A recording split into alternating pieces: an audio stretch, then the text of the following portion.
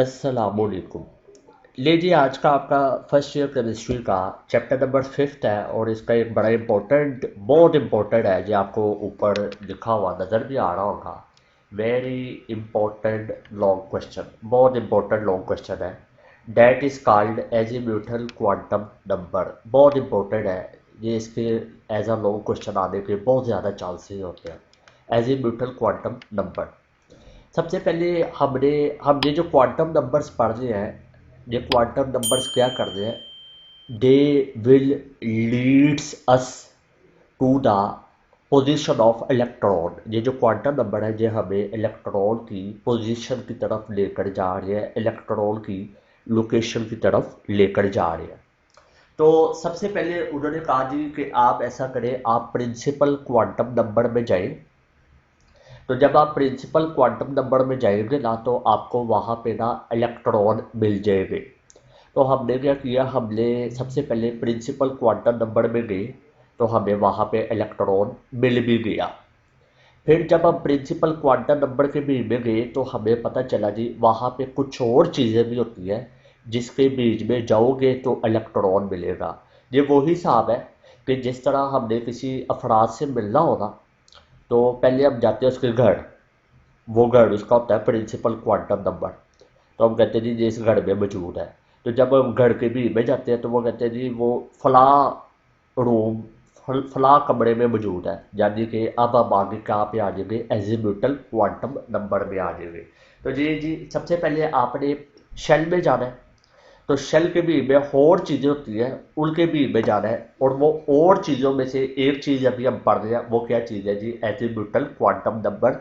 ये एजीम्यूटल quantum number कहाँ पे मिलेगा, ये प्रिंसिपल क्वांटम नंबर के बीच में ही मिलेगा। ठीक है जी, शुरू करते हैं। यहाँ पे सबसे पहले हमने इसकी डेफिनेशन लिख दी है, देयर इज एनदर सब्सिडरी। अच्छा, यहाँ पे ना एक वर्ड डेफिशिएंट है, जहाँ पे एक वर्ड आना है, वो वर्ड के बगैर जो है ना ये डेफिनेशन बड़ी अधूरी है। तो आपने वो वर्ड यहाँ पे लिख लेना। वो वर्ड क्या है, वो वर्ड है जी, ये आपको नज़र आ रहा होगा, मैंने हाईलाइट किया हुआ है।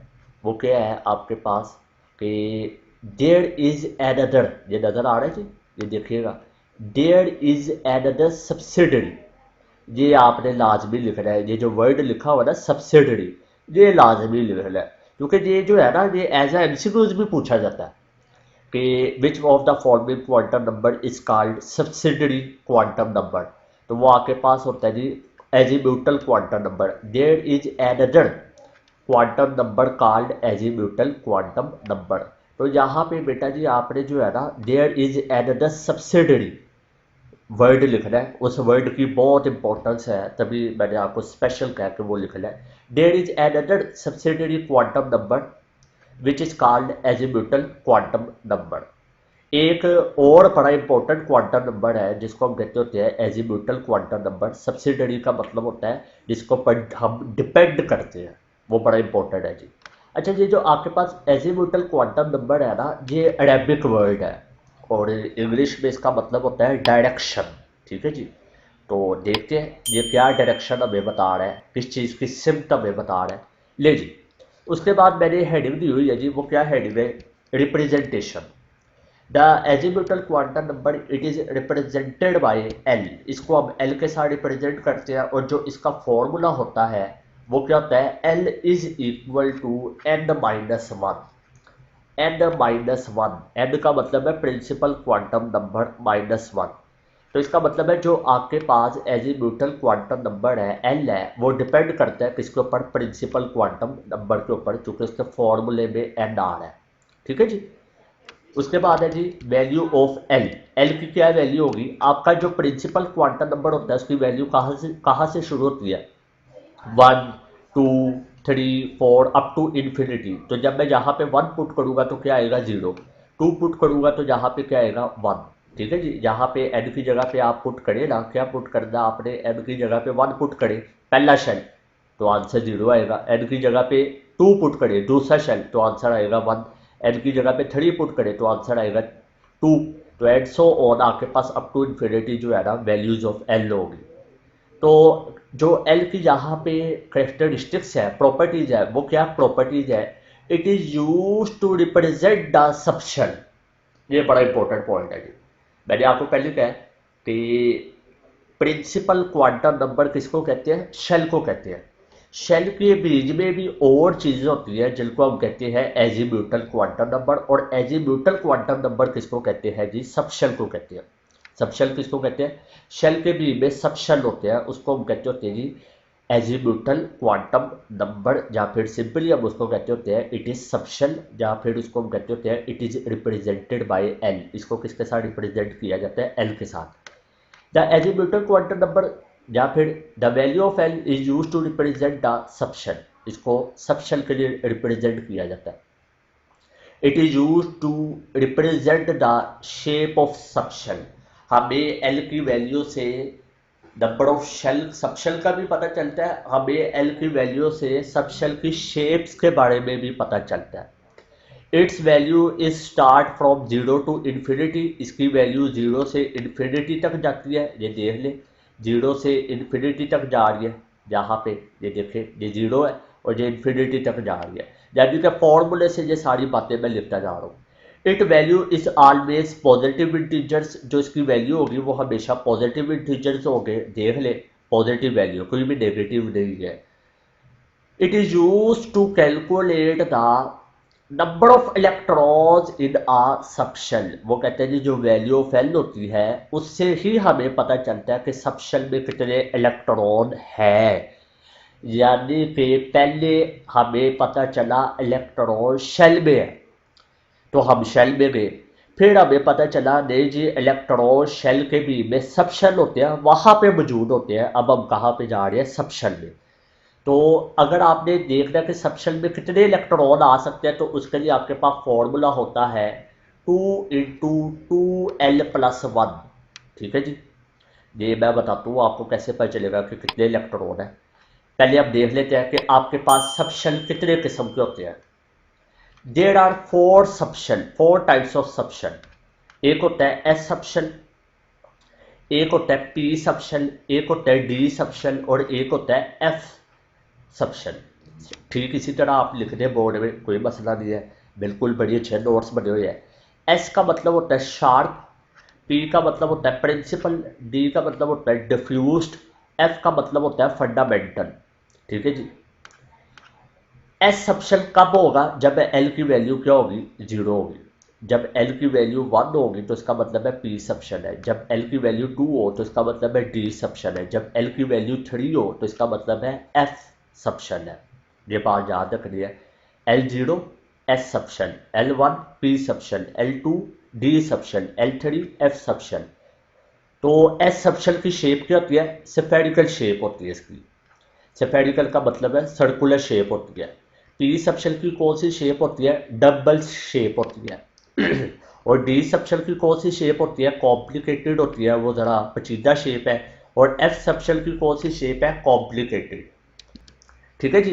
तो ये आपने उनकी शेप्स भी याद रखनी है, क्योंकि मैं अभी ऊपर बता के आया हूँ कि जो वैल्यू ऑफ एल है वो सबशेल के बारे में बताता है, वो सबशेल की शेप्स के बारे में बताता है, और वो ये भी बताता है कि सबशेल में कितने इलेक्ट्रॉन आ सकते हैं।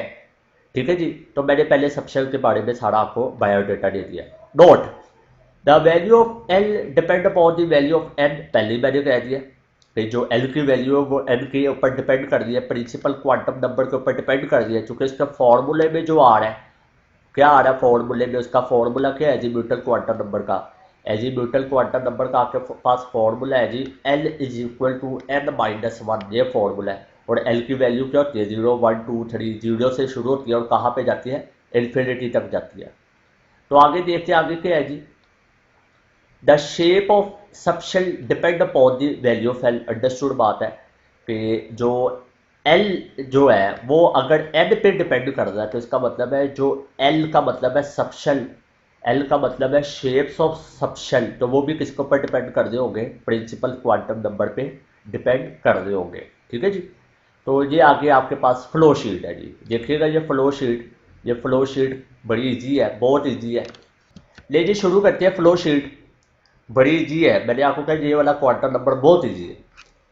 ले जी n is equal to 1। N is equal to 1 का मतलब है पहला शेल, और पहले शेल को हम क्या कहते होते हैं, के शेल, यानी कि मैं प्रिंसिपल क्वांटम नंबर से शुरू हुआ हूँ। ठीक है जी, एन की वैल्यू क्या है, 1 है। अच्छा, आपने एल का फॉर्मूला भी पढ़ा है। एल का क्या फॉर्मूला है, एल का आपके पास फॉर्मूला होता है जी, जब आपको दिखा दे तो फिर एल का आपके पास फॉर्मूला होता है n-1, जब आपने याद रखना है n-1। चलिए अब 1/1 जो है ना वैल्यूज पुट करते हैं, देखते हैं क्या आंसर आता है। ले ली n इज इक्वल टू 1 के शेल, जब मैं n is equal to n-1 था, n की जगह पे जब 1 पुट करूंगा तो आंसर क्या आएगा, 0 आएगा। तो जब l इज इक्वल टू 0 तो इसका मतलब है वो कौन सा सबशेल है, वो आपके पास है एस सबशेल है, जहां पे आपने लिख लेना है एस सबशेल है, एस। ठीक है जी, और एस सबशेल में कितने इलेक्ट्रॉन आएंगे, 2 इलेक्ट्रॉन आएंगे। वो कैसे पता चला, जहाँ पे एल की वैल्यू क्या लिख लिया, 0 लिख लिया ना, तो आप इस वाले फॉर्मूले में एल की वैल्यू पुट करें, हाँ ये वाले फॉर्मूले में जब जहाँ पे आप एल की वैल्यू पुट करेंगे तो आंसर क्या आएगा, 0+1। तो 0+1 कितना होता है, 1, 1 इंटू 2 2, यानी कि एस सबशेल के भी में कितने इलेक्ट्रॉन है, 2 इलेक्ट्रॉन मौजूद होंगे। यानी कि पहले शेल के बीज में एक सबशेल होता है और वो कौन सा होता है, एस होता है, और एस सबशेल के बीज में कितने इलेक्ट्रॉन आते हैं, 2 आते हैं। बात समझ में आ रही है। प्रिंसिपल क्वांटम नंबर में हमने पढ़ा था कि पहले शेल में 2 इलेक्ट्रॉन आते हैं। अब हमें पता चला है कि वो जो पहले शेल में 2 इलेक्ट्रॉन आते हैं, वो 2 इलेक्ट्रॉन कहाँ पे मौजूद होते हैं, पहले शेल के सब शेल में, और वो कौन सा सब शेल होता है, एस। तभी मैंने यहाँ पे लिखा है 1s2। 1 का मतलब है पहला शेल, एस का मतलब है पहले शेल में सब शेल एस, और उसमें कितने इलेक्ट्रॉन है, 2। आगे चलते हैं। n is equal to 2, n is equal to 2 का क्या मतलब है, दूसरा शेल।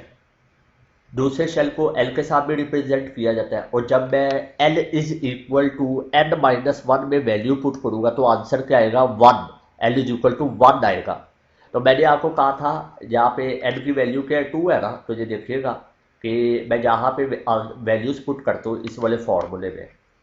ले जी, इस वाले फॉर्मूले में वैल्यू पुट करें, जहाँ पे n की जगह पे क्या लगेगा, 2, तो 2-1 क्या आएगा, 1 आएगा। ये तो हमेशा आपने ये चीज़ याद रखनी है कि जो l की वैल्यू है वो हमेशा 0 से ही स्टार्ट होगी। चाहे आपके पास 2 आ रहा है, हमेशा आपने 0 से स्टार्ट लेना है, 0 1 2, ये बात याद रखनी है। ठीक है जी, तो अगर आपका आंसर 3 आ रहा है तो आपने तब भी 0 से स्टार्ट लेना है, 0 1 2 3, फिर 3 पे आना है। तो अब देखते हैं कि जब n इज इक्वल टू 2 हो तो l की वैल्यू क्या आती है, 1 आती है।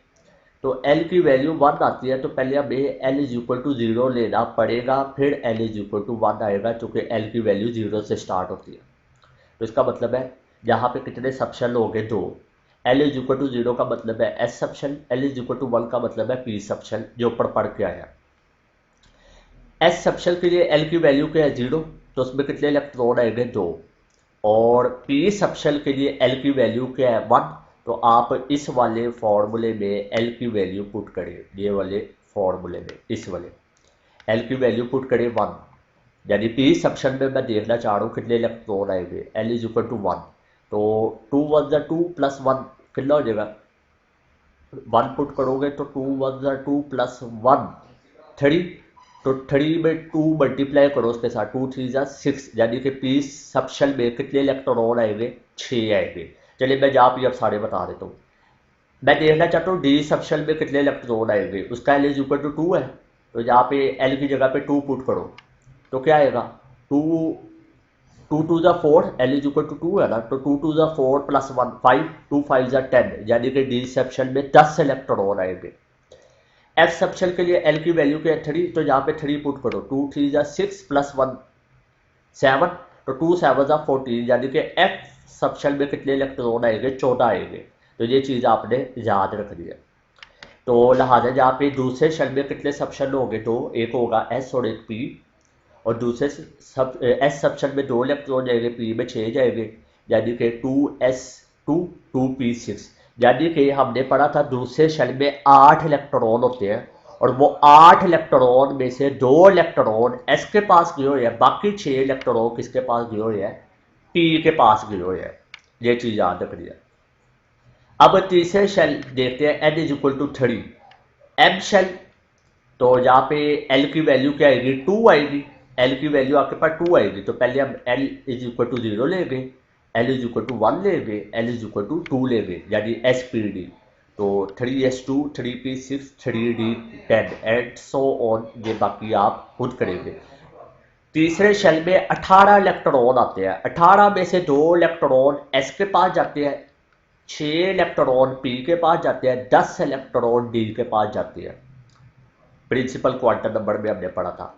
प्रिंसिपल क्वांटम नंबर के मुताबिक जब चौथा शेल हो तो उसमें 32 इलेक्ट्रॉन होते हैं। वो 32 इलेक्ट्रॉन कैसे डिस्ट्रीब्यूट हो जाते हैं, 2 इलेक्ट्रॉन s में जाते हैं, 6 इलेक्ट्रॉन p में जाते हैं, 10 इलेक्ट्रॉन डी में जाते हैं, ठीक है जी, और 14 इलेक्ट्रॉन किस में जाते हैं, एफ में जाते हैं। तो ये चीज़ आपने याद रखनी है, ये बड़ा इंपॉर्टेंट क्वांटम नंबर है। तो ये आपका पूरा हो गया जी। आपने यहाँ पे ये फ्लो शीट भी लाजमी बना दी है, चूँकि फ्लो शीट से आइडिया हो जाता है कि ये बच्चे को आता है कि नहीं आता। फ्लो शीट जो होती है वो शॉर्टकट होता है पूरे टॉपिक का। तो अगले लेक्चर में अब हम डिस्कस करेंगे मैग्नेटिक क्वांटम नंबर। तब तक के लिए अपना ख्याल रखिएगा। अल्लाह हाफिज़।